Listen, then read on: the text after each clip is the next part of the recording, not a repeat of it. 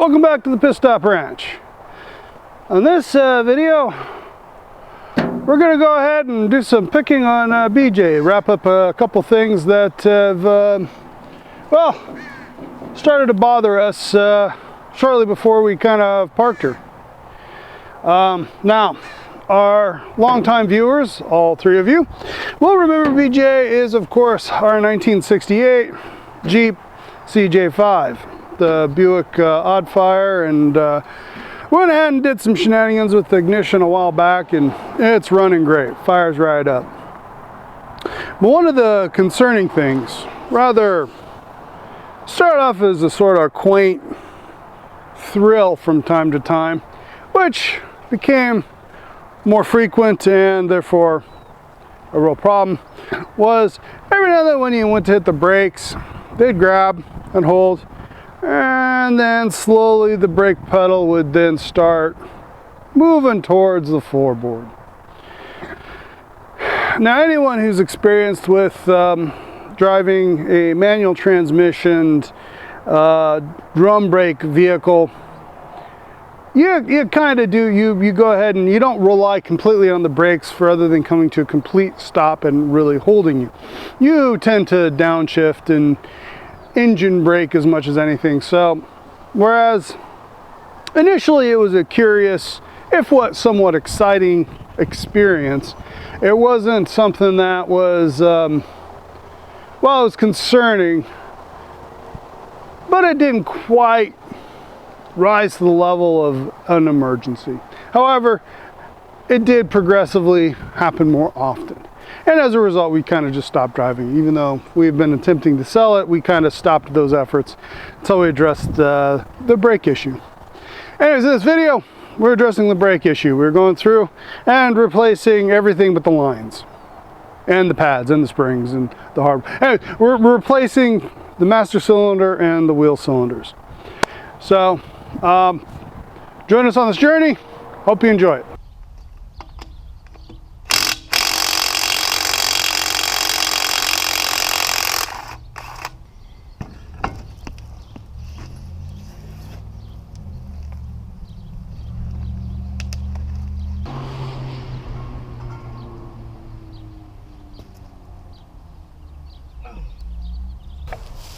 So as we can see,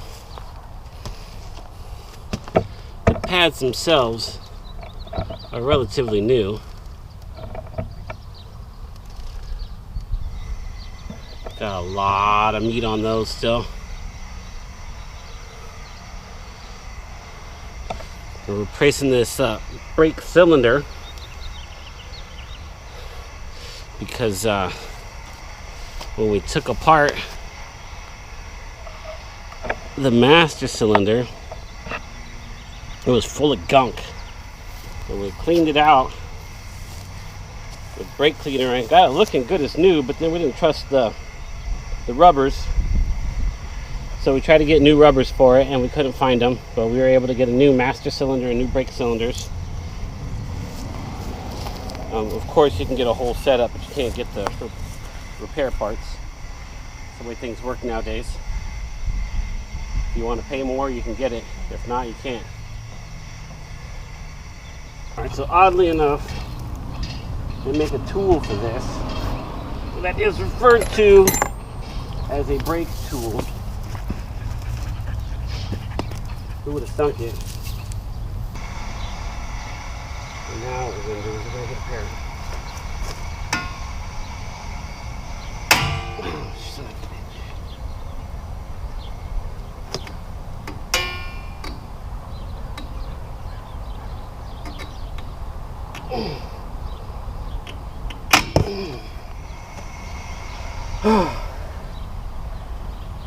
That's why you wear safety glasses, kid.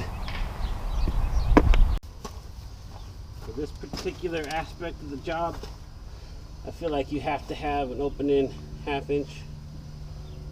Nothing else is going to get in there. Box wrench will bounce up against your fitting right here. Socket won't reach. You gotta have an open-end wrench.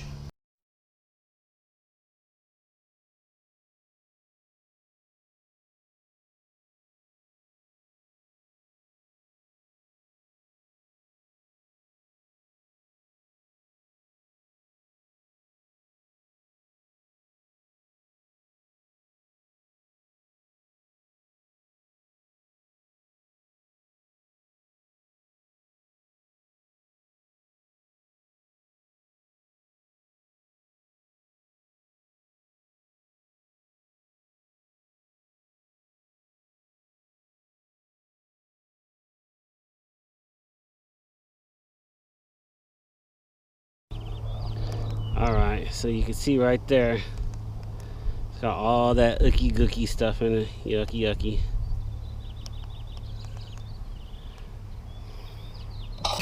But the way that this is positioned inside there, you cannot get your line wrench onto this. So what you first must do is break the rear bolt retaining it to the drum. Take that one off, and that allows you to access the bleeder, at which time you remove the bleeder. Then you have to remove the front with the 1/2 inch opening wrench, which allows you to wiggle the actual cylinder around enough to fit your 5/8 box wrench onto the line. So you use the rear brake mounting surface as a brace to crack it loose. Then you have to shimmy it out of the area. And once it's broken loose, you can just hold it and spin it free.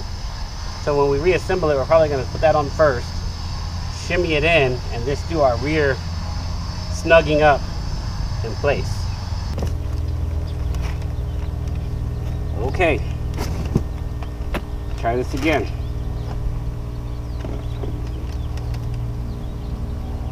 It's our original wheel cylinder. It's our new wheel cylinder. We recycled the extension arms. We have a couple of differences. This is hollow. It goes all the way through that flat surface, that machine surface. There's a brass washer that seals on that one. Our new one has an internal bezel. So that internal bezel is going to seal up against the internal bezel that's on the hose. So it doesn't have to go all the way in. That's fine. But our old one has much larger, that's 5/16 by 18 screw. That's not going to fit. Our new one is 1/4-20 size. So we had to run to the hardware store because the only 1/4-20 bolts that we had laying around were 3/4 inch, and they were too long, but they were flange heads, so they were nice. I like those.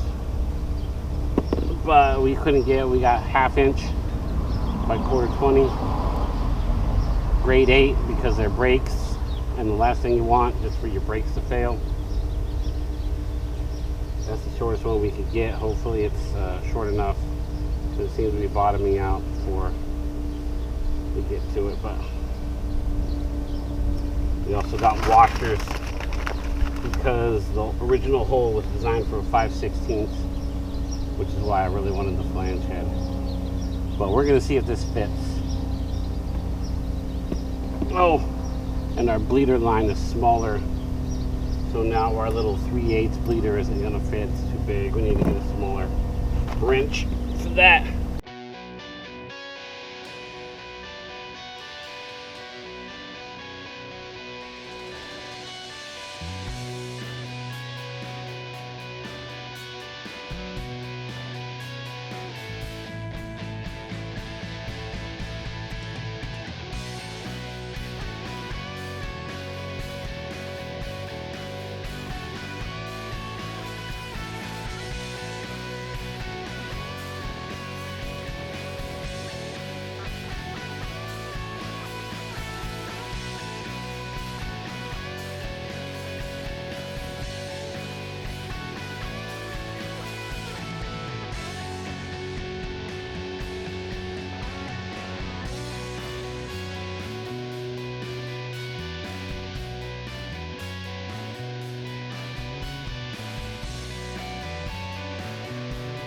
So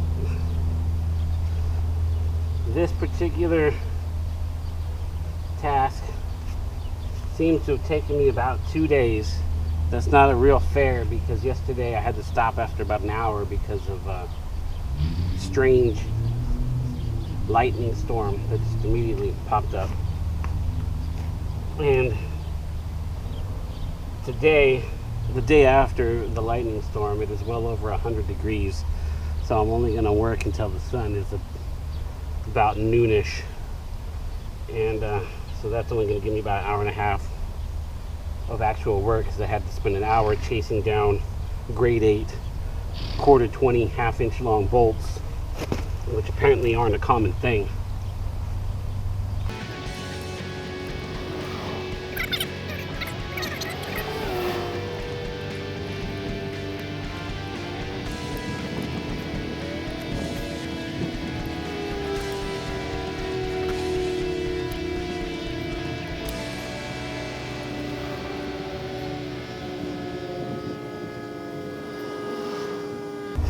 So if you come across this same situation, I highly recommend using the washers, because I don't think we would have had enough meat on the bolts to grab the backing plate. Alright, I know this isn't the correct way to do this. It's supposed to have a tool with a little hook on it.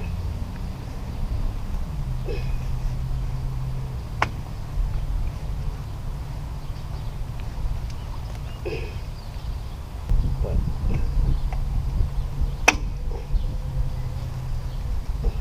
it's how I know how to do it. Alright, we still need to bleed the brakes. I'm going to do the other side as well. I'm not going to video that because it takes too long to turn the camera off and on. But if I come across something interesting that is different on the passenger side, I will be sure to stop what I'm doing and record it for you. The rear drum brake cylinders are not interchangeable. They are specific to each wheel. Your rear passenger side is different than your rear driver's side. Unlike the front drum brakes, the cylinders are interchangeable. So if you're doing your rear drum brakes, I recommend you do them one at a time and match up the P. The part numbers are not going to be the same. You can no longer get factory parts for these. You have to buy them reproduction through Crown. Crown, in my opinion, makes a perfectly good product, although they are slightly different than the factory ones. Some say the improvements are better. I just see them as different. Some say the changes are improvements. I simply see it as different. You get accustomed to doing it one way and then you change it up, even if it is for the better. You're just not accustomed to doing it that way, so it feels more like a burden. One of the main differences is that the brake cylinders from Crown use quarter 20 bolts. You're going to have a hard time finding grade 8 quarter 20 half-inch bolts to replace your 5/16 bolts. Another half-inch over there. You can usually find them if you have a bolt-specific store. It's just quarter 20 at grade 8. And you don't even have to use grade 8. I just, because it's a brake component and it's kind of life dependent, I would prefer that I use grade 8, and I would suggest you use the same, although technically it is not a 100% requirement, because this particular part of the brake is not in motion. The cool thing about working on brakes is you instantly get a tire seat. It's filled with air, it's nice and comfortable. So the drum is going to slide right off if the brakes are decompressed. You look at my drum, a little bit of rust which collected at the bottom. That could be from rain, moisture, it could be from a leaky cylinder. I don't know. My pads still have a lot of meat on them. These were very recently replaced. The cylinders did not appear to be leaking when we got the Jeep, so we didn't replace the cylinders. That's usually why you replace your cylinders. But after having continued brake issues, we took apart the master cylinder and realized that the entire master cylinder was gummed up with some kind of fluid. It was gelatinous. It was kind of rust colored, but it was more yellow than rust colored. But it wasn't a solid like rust, it was a jelly. So we went ahead and we cleaned it all out, but we were afraid to put it back together because we couldn't get replacement soft parts for it. So we ended up buying a whole new brake master cylinder, and then while we were at it, we decided that we might as well just replace the wheel cylinders as well. And then as we were taking them apart, we realized the same gummy the same gel was inside the brake cylinders as well, which could partially explain the unreliability of the brakes. They would work for 1 or 2 pumps and then they would just fade out. Like they lost compression. I think the gel is compressing as opposed to the fluid that doesn't compress. That's just theory. I could be full of junk. I don't know. I'm just making it up. I'm not a drum brake specialist. When working on drum brakes, there are some very specific tools that you use that I don't. Well, to be completely honest with you, this is the very first set of drum brakes that I've worked on without supervision. I usually have somebody telling me what to do when I work on drum brakes because I'm so unfamiliar with them. I much prefer discs. There is a brake tool that has a hook on it. You hook under here, and then it helps you pry this off. I don't have that tool, so I grab a spring with a pair of pliers. I don't know if it damages anything. I just know that it works.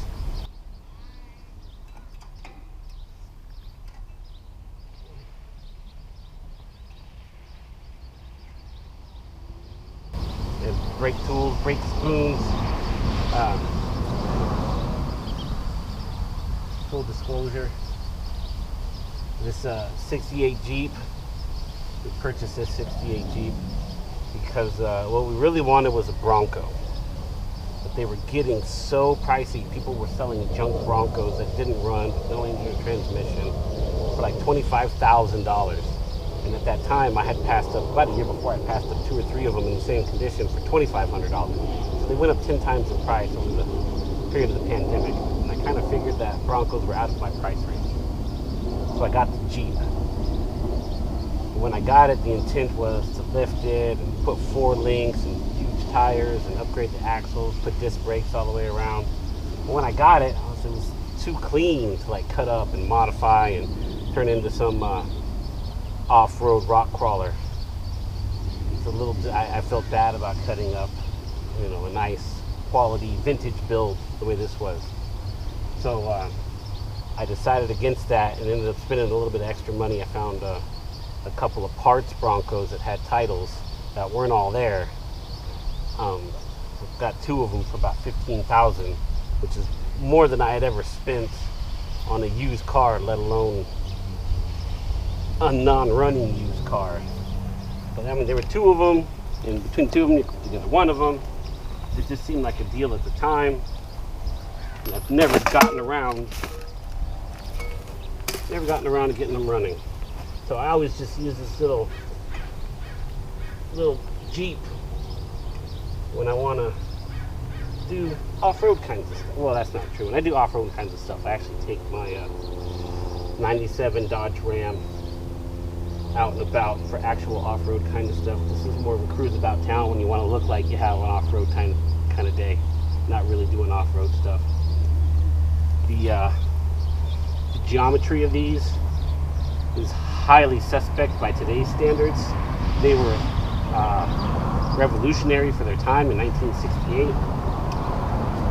but based on modern technology and what we now know about centers of gravity and the way that the suspensions work, these really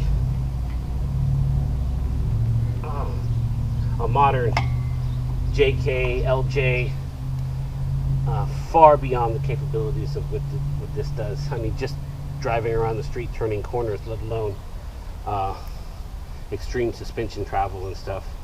These are more for people who like the aesthetic at this point, whereas in their day they were dedicated off-road machines. I wouldn't trust it as far as I could throw it, and I can't even pick it up.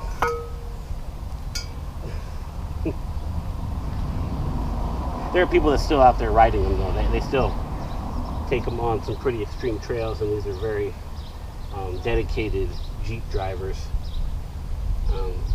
I really just prefer the aesthetic of it for an actual off-road machine, I would prefer something a little bit more stable.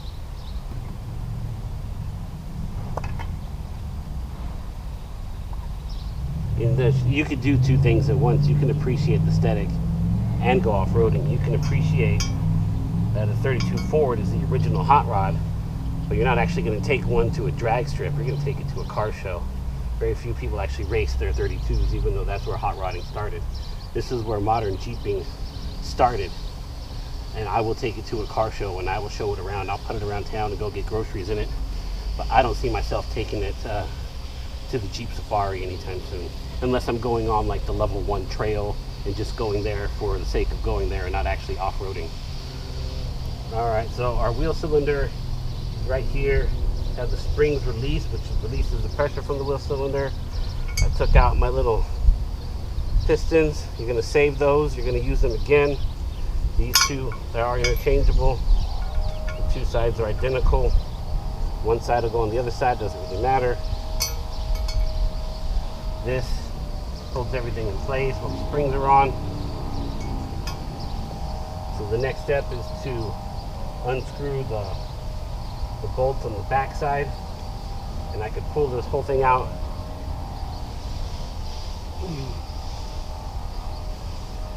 So one of the real benefits on the rear that you don't have on the front has that big old steering joint that gets in the way of accessing the brake line. You actually have to loosen up all your bolts. You can take everything off piece by piece on the back without having that big old brake line in the way.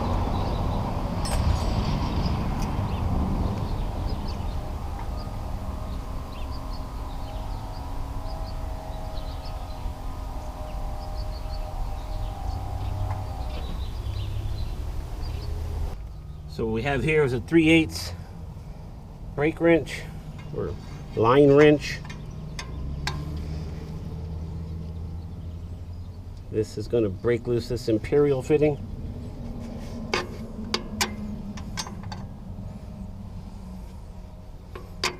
I hope y'all can see that because I can't see what you see.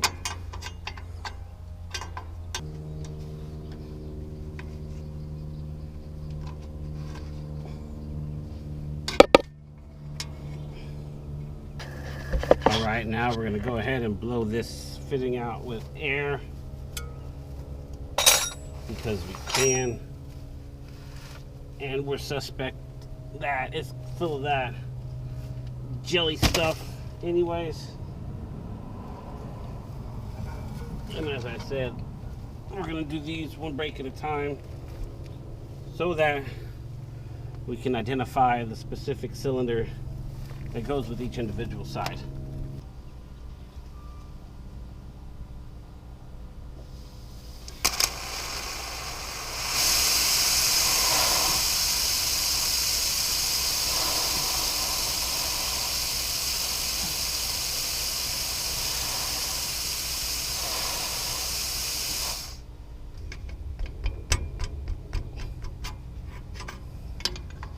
Gotta remove the bleeder.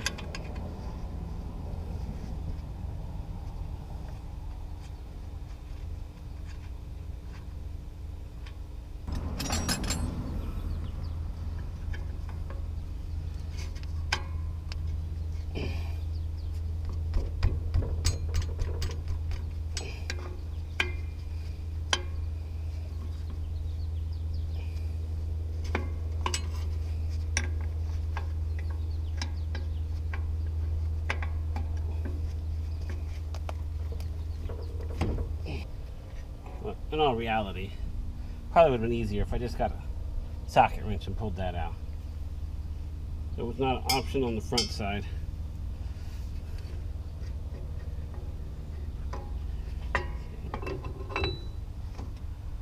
Wow. Okay. This honestly looks like somebody put fronts in the rear. This might be, I might have the wrong cylinders. I'm gonna have to go compare part numbers. If you see that in there, that is the rust and corrosion that I was talking about. see if we can scoop some of that out. It's like a jelly. It is kind of disgusting, to say the least.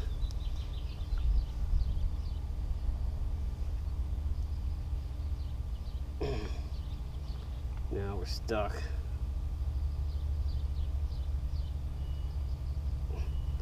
So I squirted this with air and all the guts flew out. I wish I would have caught that on video, but of course I didn't think of it.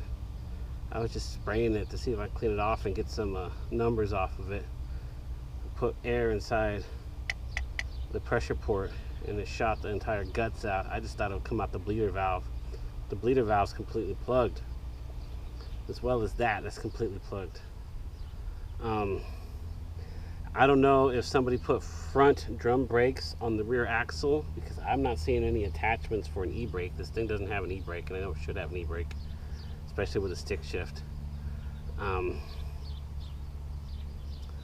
So I am not certain if I'm going to try to chase down this part number or if I'm just going to clean it out and then reassemble it with all the old parts on it, because once again, it didn't leak.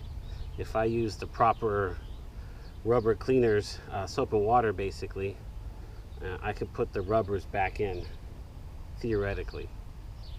I would have to use brake clean on all the metal parts to make sure that there's no residue. I can even get out the brake hone and then hone out these cylinders.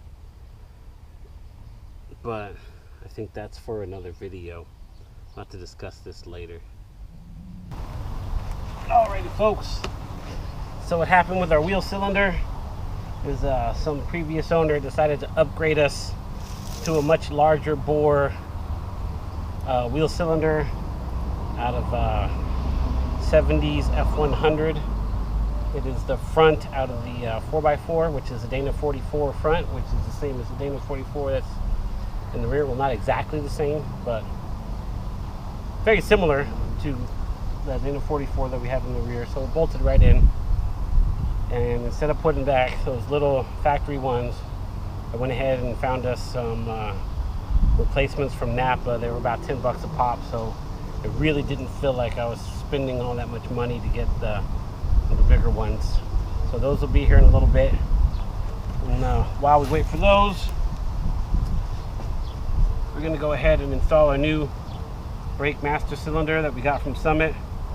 This is something that they had in stock, which was odd because nobody else could get it for us. And I didn't really expect Summit to have something like this. All right, here we go.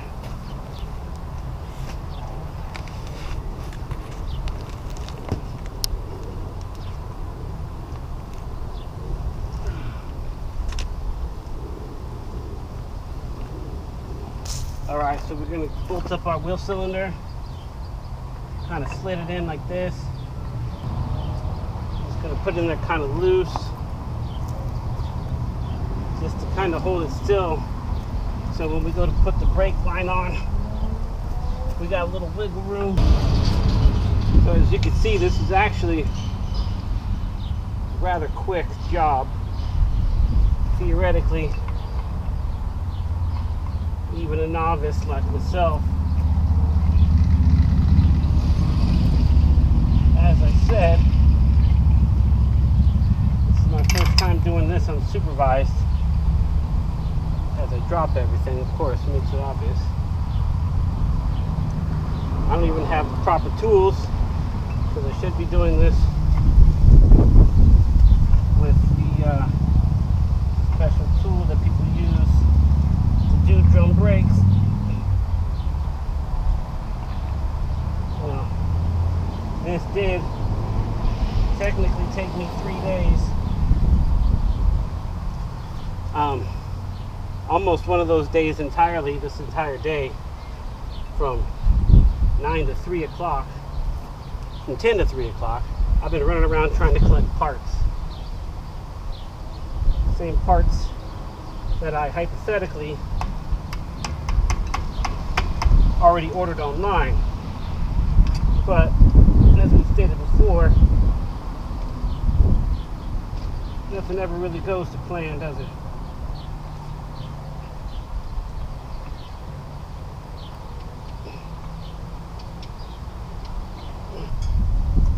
But if I can do this, you can do this. This is just me looking at stuff and figuring it out as I go along with the help of a couple automotive professionals, automotive parts professionals, to help me identify the parts that I'm missing.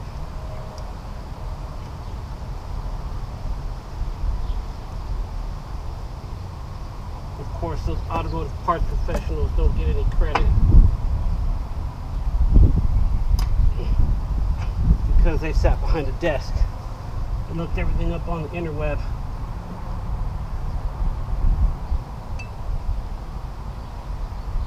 It's people like me and you that go out here and do this stuff. You know,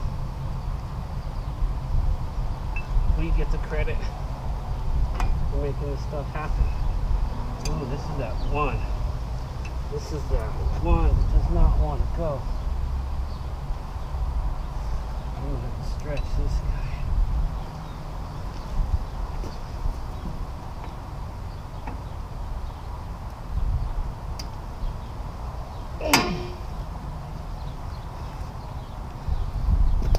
Holy guacamole, Batman. Alright, for the record, for the extreme record, we still have to bleed these brakes, but it's 100 degrees and I have some family obligations I have to attend to that is going to tear me away from working on my old Jeep. So I'm going to put this tire back on, and we're going to have to bleed these brakes tomorrow.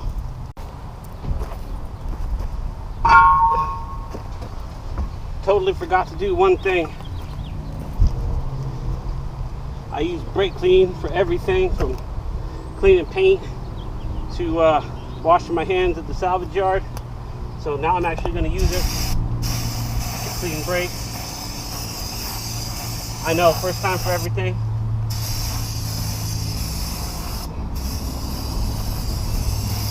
Fact of the matter is, we've had our grubby paws all over this for the past weekend. You don't want any of that oil or grease.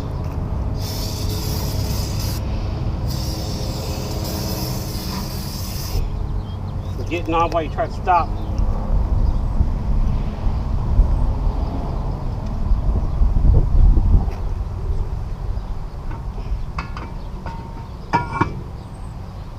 Okay, pump her up and hold it when you're ready.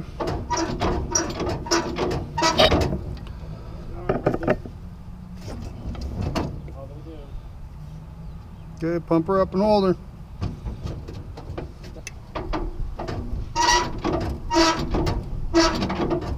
Alright, hold on.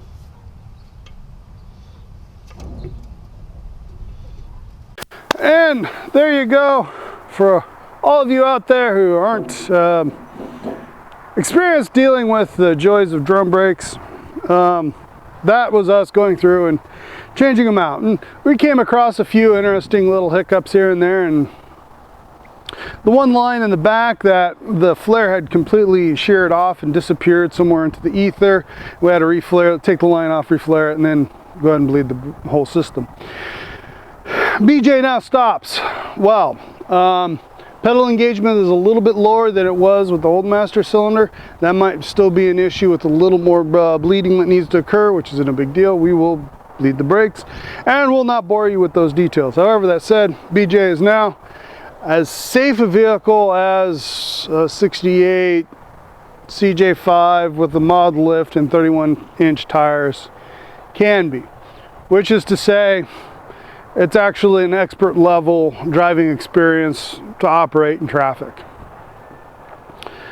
and not for the faint of heart. So anyways, hope you enjoyed this video.